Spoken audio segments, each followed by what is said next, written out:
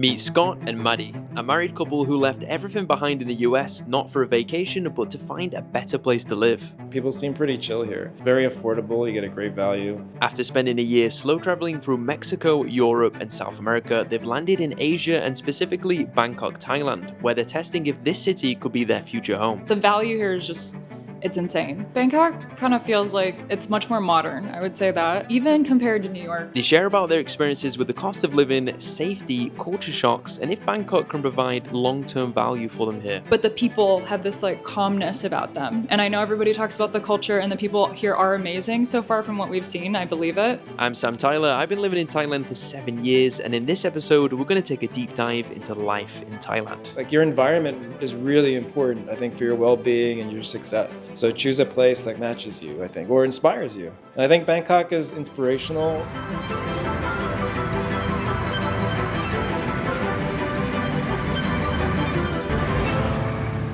All right, can you introduce yourself to everybody?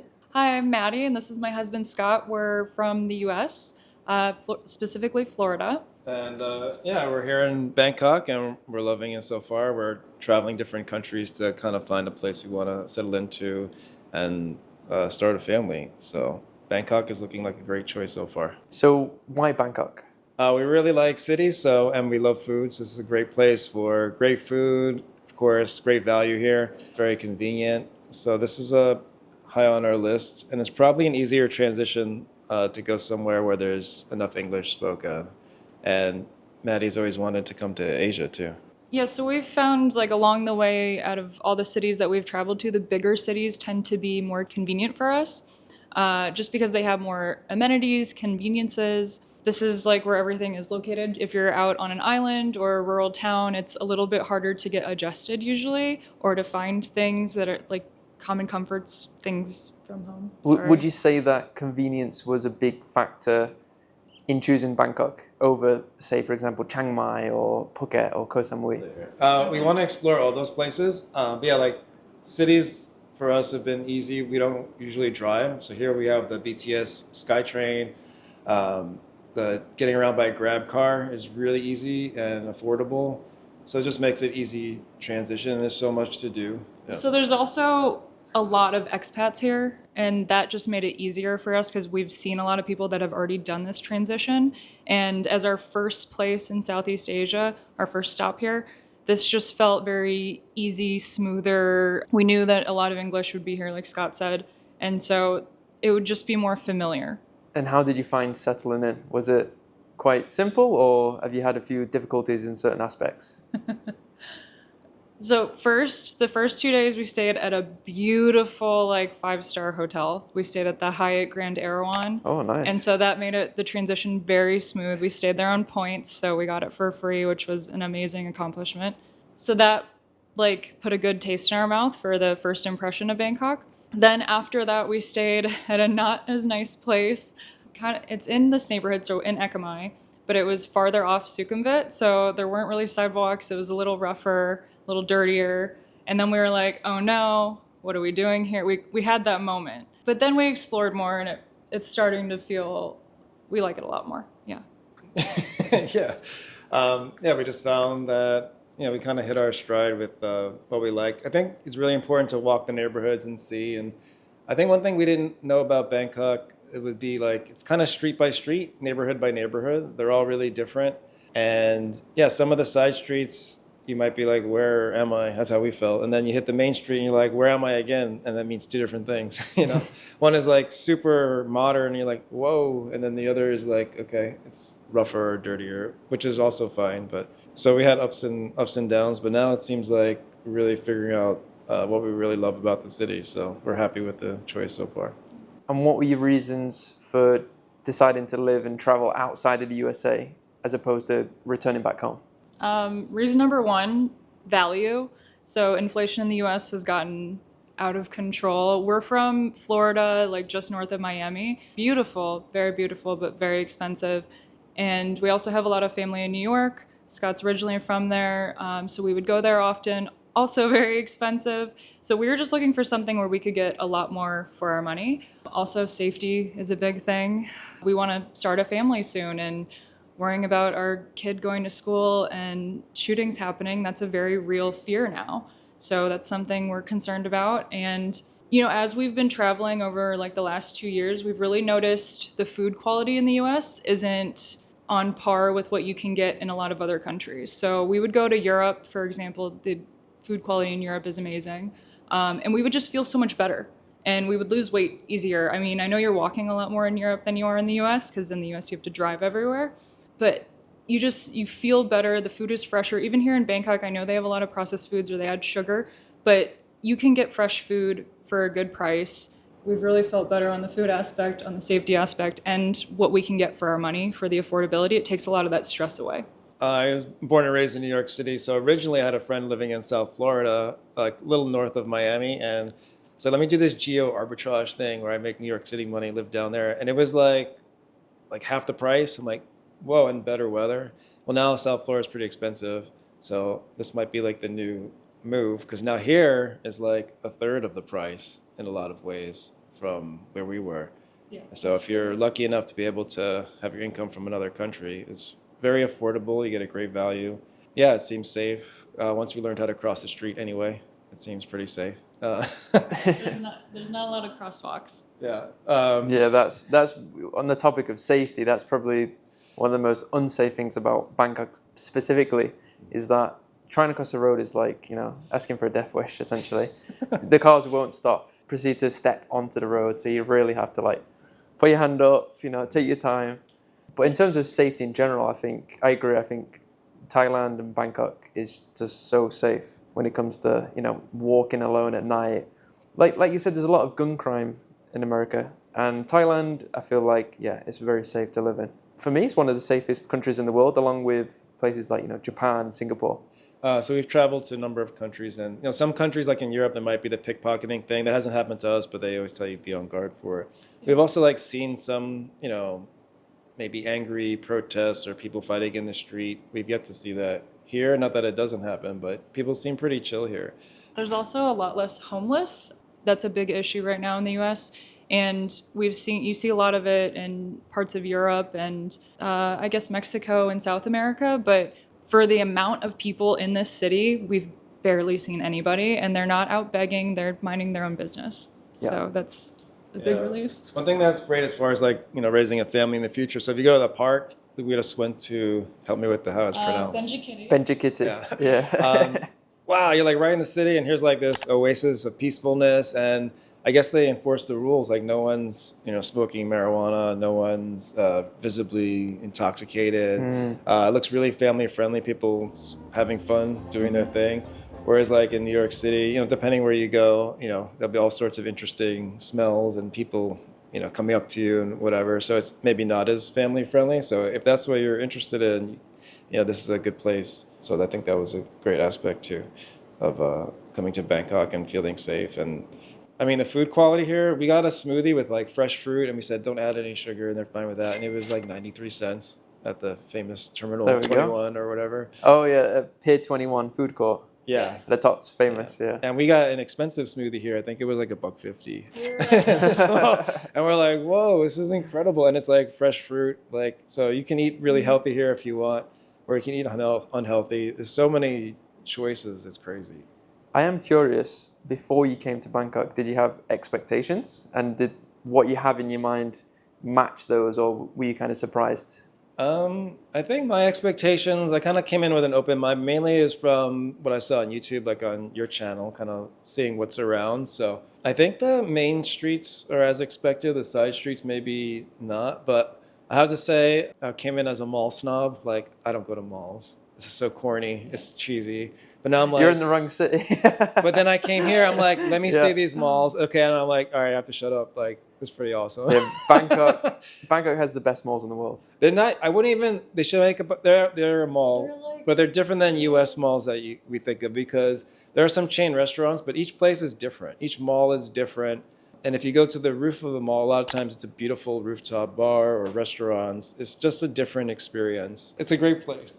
Going from that. Yeah, I mean, I told Scott when we first came here, I was like, you need to rewire your whole brain on what you think malls are, because like we went to M-Sphere and that whole 5th floor is bars and restaurants and live music, and we've never seen that in the US in a mall. And we've lived in several different big cities, and that's just not something that you would find there. And also you'd have to drive to a mall. Malls are not usually walkable. That's unusual. So it's just, and like the grocery stores are in the mall, and we're realizing the convenience of that. And I'm going to keep saying convenience because Bangkok is extremely convenient and we love that about it. It's been a great surprise. The other big thing we didn't expect was they drive on the other side of the road. Okay. Which From coming from the United States. Yeah. So the first time we had like called the taxi, whatever, we had so much luggage, I had to get in the front. So he's like, do you want to drive? Because I went on his side of the car. He's like, Oh, really? I mean, we had just gotten off like a 28-hour travel day. So Oh, yeah. I'm also surprised how much English is here. So we're trying our best to learn the language. I'm failing miserably at that, but I'm going to get better at it. Most signs are in English. Menus have pictures. They make it pretty accessible. So you can probably get by here, at least to start, with plenty of English. I didn't think there'd be that much English, like especially the road signs and everything else. So we've been to a lot of Spanish-speaking countries recently. We've been to Spain, Peru, Colombia, Mexico, all within the last year. And those countries, you really need to know some Spanish. Like you need to know some basic Spanish. They're not going to try to speak English for you. Here they at least try. The only thing is the accent is a little bit difficult if you don't have an ear for it. We're trying to learn some Thai. So the only place they really didn't speak English, I think, was at that one of these food courts in the mall near us. But they have the pictures, so I pointed to what I wanted, like number 8. So that's easy enough. But that was the only thing with chicken on the menu, and everything else had like beef or pork. I just wanted that. So she goes, oh, no ham. And like, yeah, I don't want any ham. And no, she's like, no ham. I'm like, yeah, that's the one with no ham. So they pull the person from the back. So she's nice enough to get the other person. I guess she's the one who spoke English. And I say, I want number 8. She goes, 1, 2, 3, 4, 5, 6, 7. I'm like, no, yeah, number 8. She's like, no ham. I'm like, I don't want any ham. And then she goes like this. I'm like, yeah, that's the one with no ham. So finally I had to text Maddy. She's like, maybe they're saying they don't have it. And so it turns out like she just made it because I think they're out of it, and she decided to make it for me. I think because I was so stupid. So if you really want something, Just be persistent. just ask 10 times. Just be really, really stupid, and eventually they'll make it for you because they're so nice. But yeah, it's been pretty smooth to come here otherwise. Yeah, it's been nice. What do you guys do for work here? I'm a business consultant, and Maddie's been doing a lot of freelance writing. So now we've decided to do our own thing, and we have our own YouTube channel about our travels, trying to pick a country as far to live in. You working remotely? I've been working remotely for like 10 years. Maddie's been for a few years. Maddie's a registered nurse, but she switched to online working. So she's really passionate about nutrition. Yeah, I can see. Yeah. It's good. Also, with it being so affordable, if you're trying to start your own business, sometimes you feel pressure, or you work your full-time job, which I've done before, and start your own business. But here, when you cut your costs, you can focus more on your business. That's another big aspect to, I think, coming to a place like Bangkok. Okay, I've got a list here of the cities that you've lived in so far. New York, Miami, Medellin, is that how you say it? Mm-hmm. In Colombia, yeah. Madrid, Mexico City, and Lima. So how does Bangkok compare to those cities? Bangkok kind of feels like it's much more modern, I would say that. Even compared to New York, I think it's just more modern. The city's more connected. I think it's very clean. So places like Lima and Mexico City are also very clean, or Madrid. This is the only city that we've noticed pollution, which people warned us about that going to like Mexico City, but we didn't notice it there, but we've definitely noticed it here. You can see it in the skyline when you look out at the city. But it doesn't feel like it's affecting us yet. I mean, maybe we'd have to be here longer. So that's something like we would probably have to get an air purifier. One thing I'll say that I've really noticed about the city is that it feels a little bit chaotic at first. It's overwhelming. There's a lot of big buildings, a lot of cars, motorbikes. It's loud, a lot of neon lights. But the people have this like calmness about them. And I know everybody talks about the culture, and the people here are amazing so far from what we've seen. I believe it. But yeah, so it's like chaotic city, calm people. No one's screaming at each other. Everyone's helpful and kind and smiling. Strangers smile at you on the street. They definitely don't do that in New York because I'm from the Midwest originally and everybody smiles. You have to smile. And so it's just, I've really liked it. Yeah, there's definitely pros and cons to all those places. This is the most affordable of all the places we've been to, and Medellin was really affordable. But I think you're a little bit more on guard there. We felt safe, but still you should be watching where you're going. There's a little bit of that tension. Here, there hasn't been that. We haven't felt that at all. Yeah, the English here, you can definitely get by with English here. I think you should learn the language here too, but you probably need to learn more of the language in some of those other places. Yeah. And there's the mega convenience here, and just because it's so affordable, you can just order delivery for everything, which is kind of dangerous. But you can just keep getting things delivered, and it's like, whoa. We can get lunch delivered. There's a place around the corner that we really like. But we can get 2 entrees and one side delivered for under $10 USD. $10 USD is the cost to just have something delivered in the US. At least it's $10, and that's without a tip. And when I say we can get a whole meal here delivered for $10, that's including tip. So the value here is just, it's insane. And I think that's the biggest selling point for us because that just makes everything so much easier. I know Scott talked about if you're not so worried about money, then you can focus more on your own business. You have more time. Your money goes further. So that's a huge selling point for us. And if you're someone that has that entrepreneurial spirit or you're a remote worker, and maybe you have some passions that you want to go after, this is definitely that place. Yep, I agree. I mean, for me myself, when I'm not traveling or I'm not outside, I'm at home, I'm ordering food. It's cheap, it's quick. So easy, yeah. Yeah, it's great. It's like you said, it's so convenient in the city. And what about in terms of condos? What was the process of finding a condo? What area did you end up choosing? We're very heavy on the research. So we looked at 13 different buildings and 2 days? Yeah, so we were really thorough. And from help from videos like yours, we narrowed it down to a few neighborhoods because Bangkok's really big. It's hard to explore everywhere. And from neighborhood to neighborhood can take a while to go.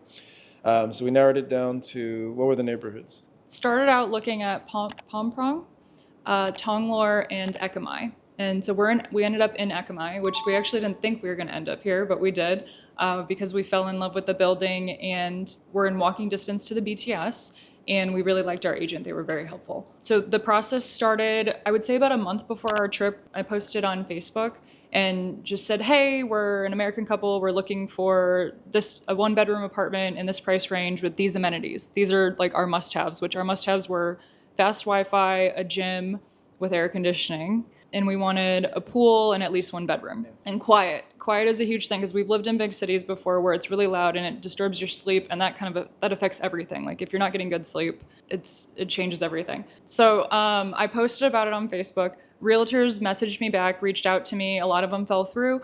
The ones that didn't, we set up showings. And you need to set up showings usually within, I would say, a few days because apartments go fast here. We went to one building, I think it was the IDEO, on the other side of Sukhumvit here in Ekamai, and there were 2 units in that building, and we were looking at one unit, and they were going to show us the other unit after, and some other guy came to see it, and he took it immediately. So that was the apartments go quickly. A lot of people will come, they'll either sign up for an apartment, sign a lease, sight unseen, or they'll look at it once and be like, this is it. We're not those people. We like to look at our options, and we usually like to come to a place more than once. We did this in the US.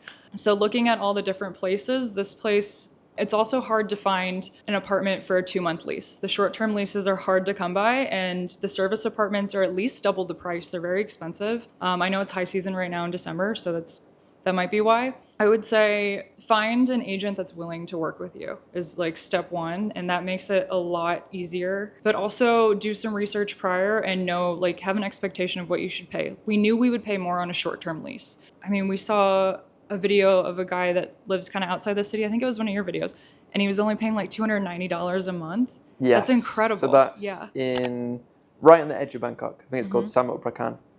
And he pays $290. He's got all the facilities. $290 a month is cheap, but obviously it's a studio room, and you're not, in the action close to places like Ekmai, Asok, Tonglor. But I mean, if you want that kind of price is out there. That's something else we love about Bangkok is you can do things on the cheaper side and still it's nice. Or you can do the really bougie luxury stuff. I mean, we stayed at that amazing hotel and that you felt like it was a 5-star experience. Something else with the apartment hunting is that even if you're on a short-term lease, they still want the deposit in a month advance. So for a 2-month lease, we had to pay 3 months on day one. Yeah. And we're supposed to get the 1 month back for the deposit. Hopefully we get our deposit back. That's just something like they treat the short-term leases like a long-term lease. So that's something to keep in mind because I think in the US they'll work with you a little bit more on that. But we did negotiate a little bit for this place. So how much you pay rent for this condo? So we pay 31,000 baht. At the time, I don't know what the conversion is right now, but at the time that was like $975 US. And that includes water. So we pay for electricity. Our agent said it should be around $60 a month. It might be a little bit higher. We run the AC a lot, and we're at home a lot. And then we also had to pay for internet, and that was 600 baht per month. So what's like your monthly cost of living in Bangkok? So for rent and utilities, we're about $1,100. So 1,100 USD. We try to stay around under $4,000 USD. So that includes our rent, which is a big chunk, and then food and eating out is the other big chunk. We eat a lot. Scott probably eats enough for 2 people.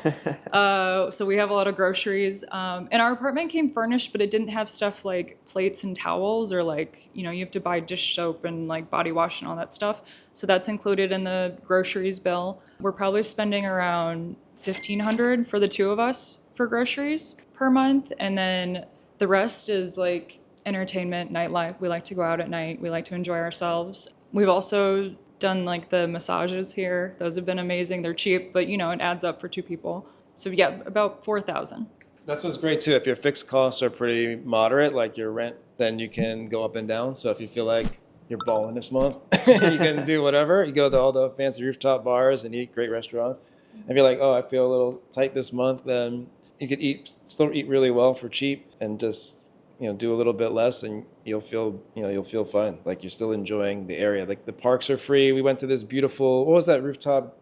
The Dusit Central Park. Oh yeah, that's new. By Lumpini. Yeah, that mall only just opened like a couple months ago, and then they have a sky bar and they have a rooftop park there.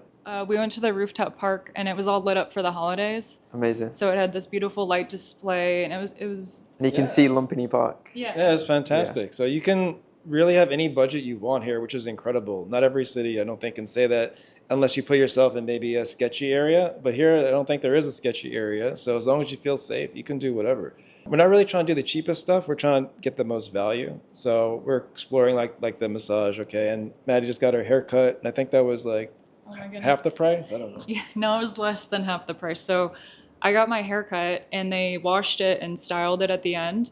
It was $30 USD. Wow. In the US, where we lived, I would pay $100 and then $20 for a tip. So $120 for the same service. Yeah, and there's no tipping culture here in Thailand. No, like $30 all in, everything, and it was just as good. And the best part was the chair that you sit in while they wash your hair and do like a nice scalp massage was a massage chair. So you're getting you're getting a massage while you get your hair cut. It was awesome. Like a $300 experience for Yes. 10% of the price. Yes. You talked about optimizing for value. What does that actually mean for you here in Thailand?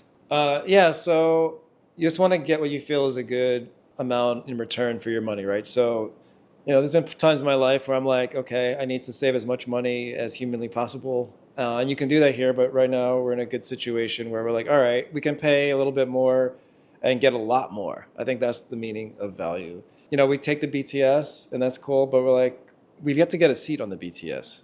Figure that part out because it's often quite crowded. Yeah, but for we just want to take a car. It's probably twice the price, but it's still pretty cheap. It's more than twice. Grab is like $5. Like when you're coming home late and you just feel like, or the BTS stops running. So you could say, okay, it's percentage-wise a lot more, but dollar-wise, at least for us, it's not. It fits in our budget.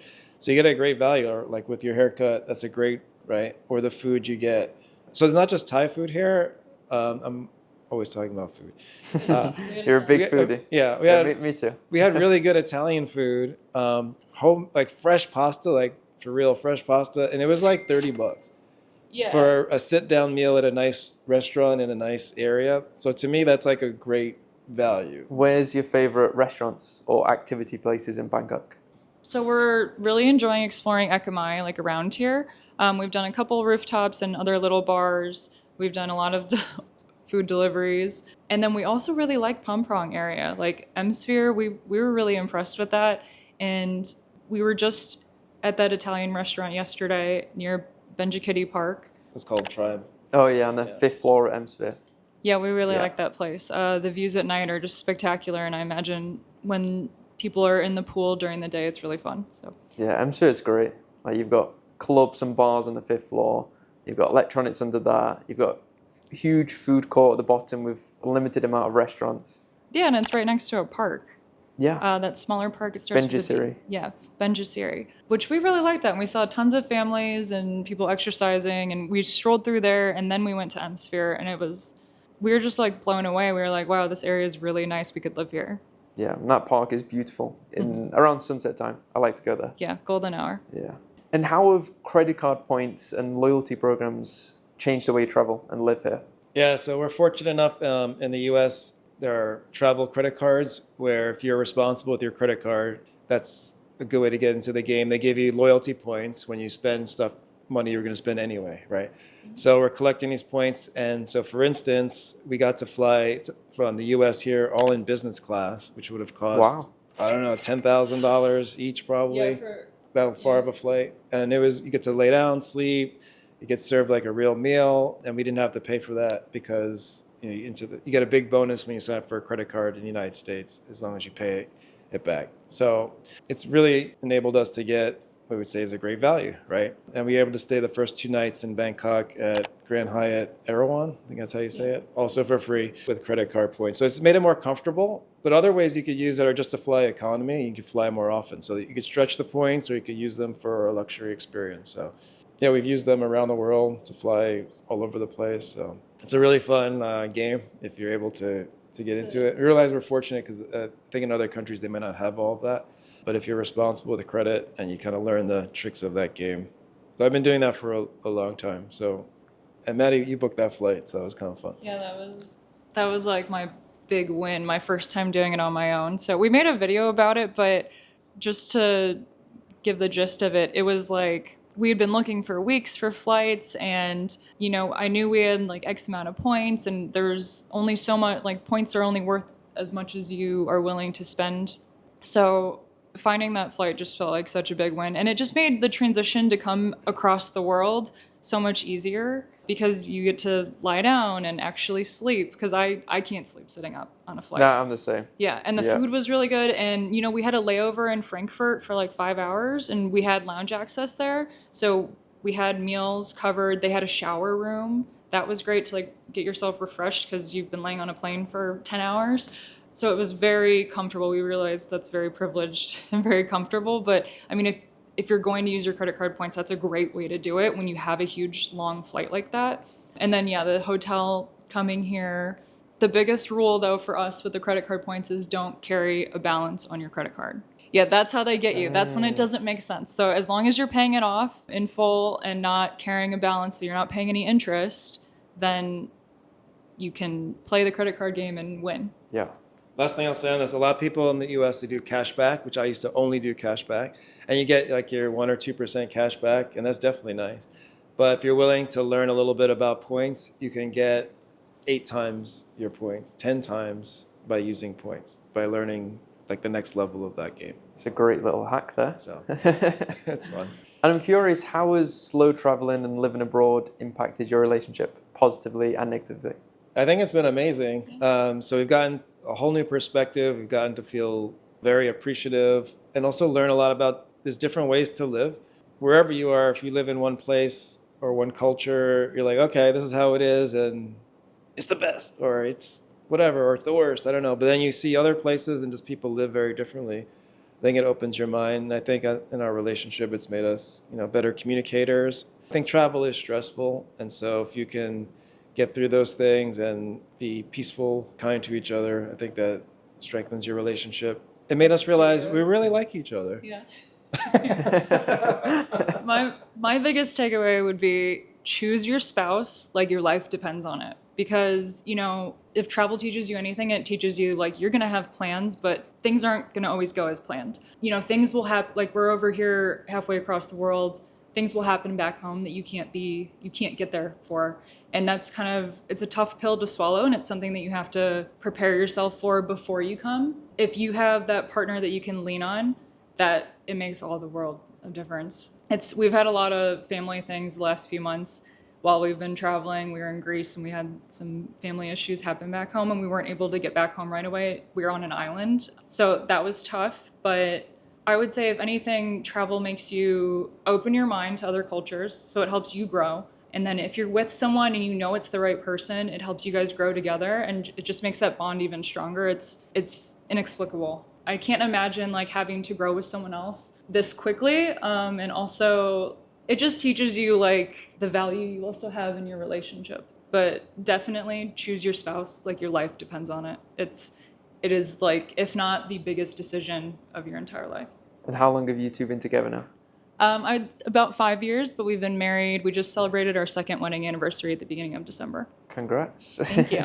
So with the process of choosing a country to live, is it kind of a system of like, you're researching a lot into it, or is it kind of just you're winging it and hoping for the best? We are research heavy people. We probably over research, but you do get to a point when you're on the road where you can't research everything. And some things you just got to make a decision and go with it and hope it works out. And if it doesn't, then you figure it out along the way. What we're doing right now is we like to call it country sampling.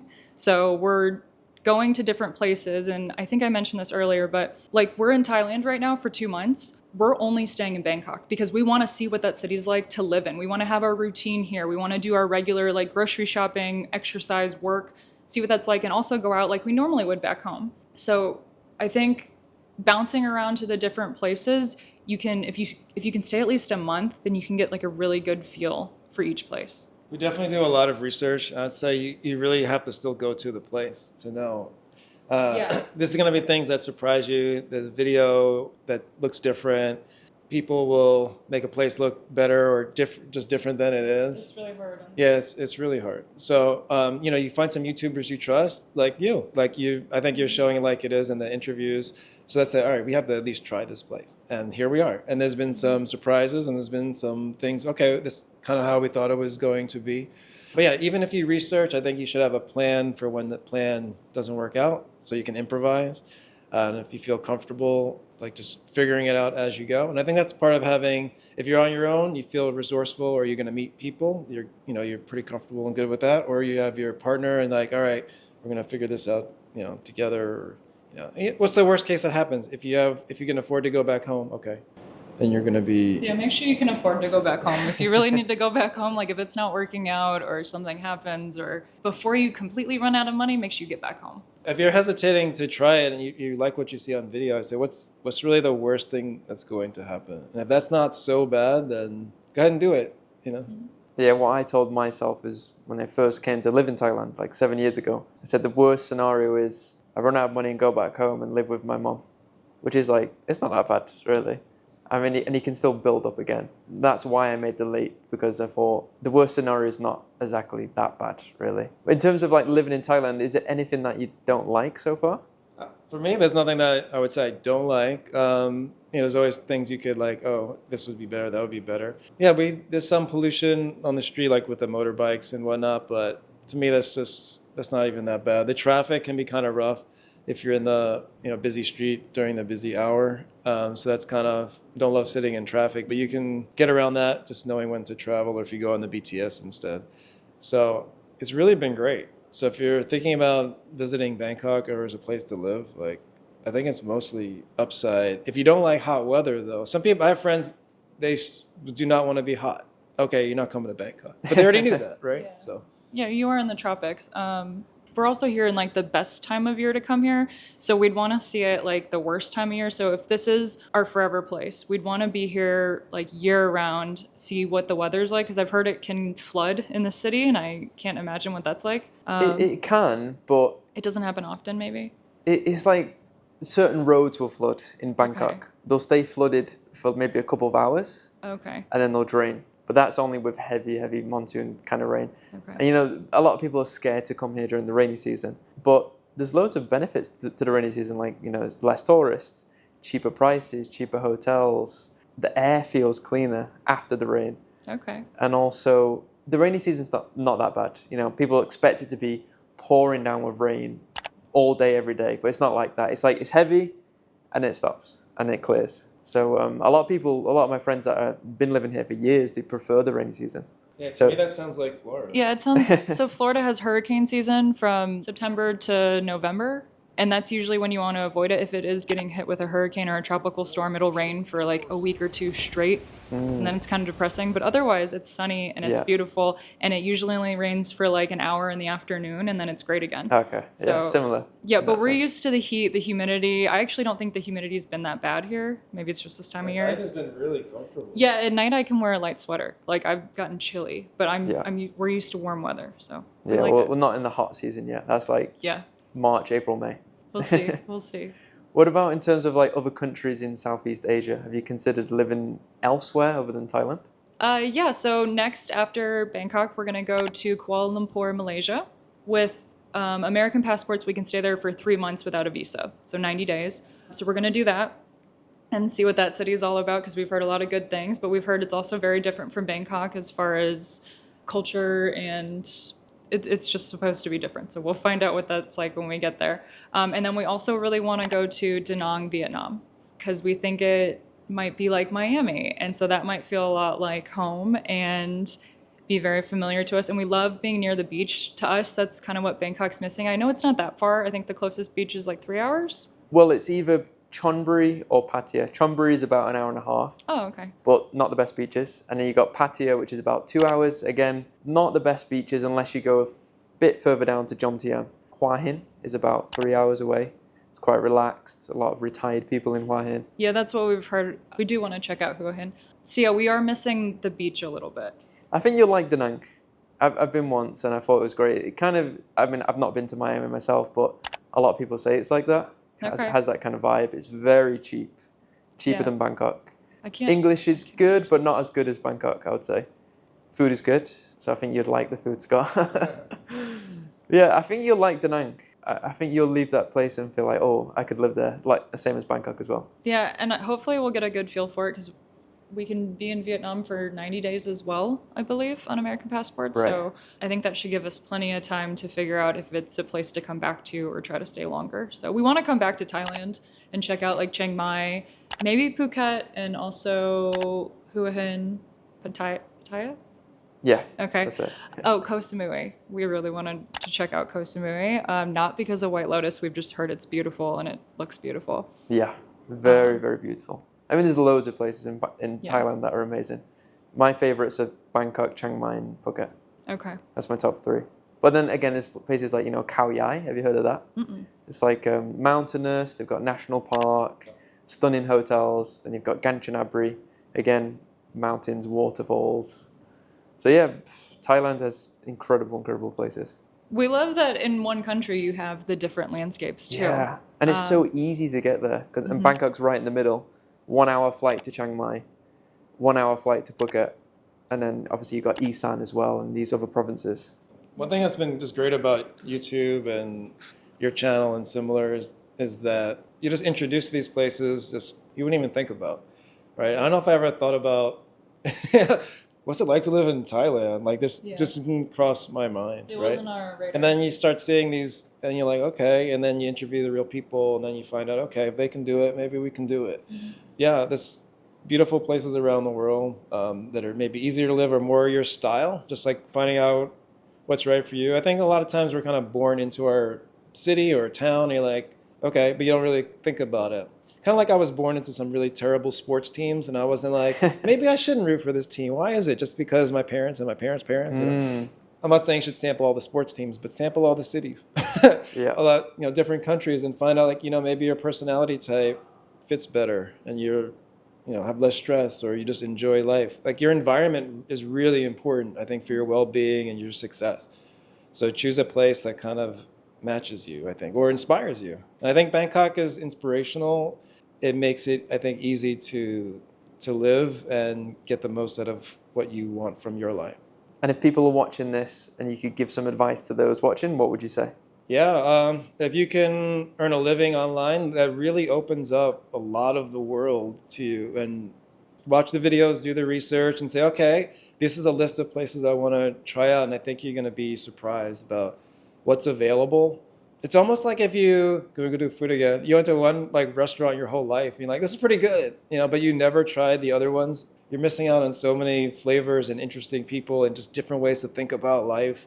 Sometimes you'll be like, like, why didn't we do this before? Like when I lived in New York City for a long time, it was the best city in the world. And okay, maybe it is, but maybe it's not for you at that moment in your life. And until you go and see it, you're like, whoa, I could have been living in this place for cheaper, safer, more of the climate that you like, So if you are fortunate enough not to be in a situation because you really have to be, like your family or your job is tied there or many other reasons, if you're one of those lucky people who can go anywhere, go. Check it out for yourself. You don't know what you're missing. Yeah, I mean, I would say the remote work piece, if you can figure that out, it changes everything. And if you haven't figured that out yet, there's so many opportunities. I would say just try it. Try something. Like my degree's in nursing, and I don't do anything with nursing anymore. And, I'm not working as much now because we're traveling a lot. I've kind of scaled back. But when we were in Florida, I was making double a beginning nurse salary my first and second year writing online. And a lot of that is believing in yourself and hustling and, doing a lot of the outreach. So you need to put yourself out there and reach out to people and pitch yourself. And that means in our case, or my case, it was a lot of cold emails, kind of like how I emailed you for this interview. Yeah. But a lot of cold pitching emails. And, you might send out 100 different emails and only get 2 back. But if you get 2 back and they give you consistent work, that's all you need. That's enough to live on. I would say kind of swallow the fear and just go for it, jump, because what is the worst thing that can happen? It doesn't work out and you have to go back to whatever job you were at, or you have to stay at whatever job you're at already. Remote working, if you want to live abroad, that's the key. Amazing. I think that's really, really good advice. I think I've gained a lot of information and knowledge listening to both of you guys today, so I appreciate that. Thank you. And I want to say thank you for coming on the channel. Thank you for having us. If you guys enjoyed this one, comment down below what you think. See you guys in the next one. Hit that subscribe button.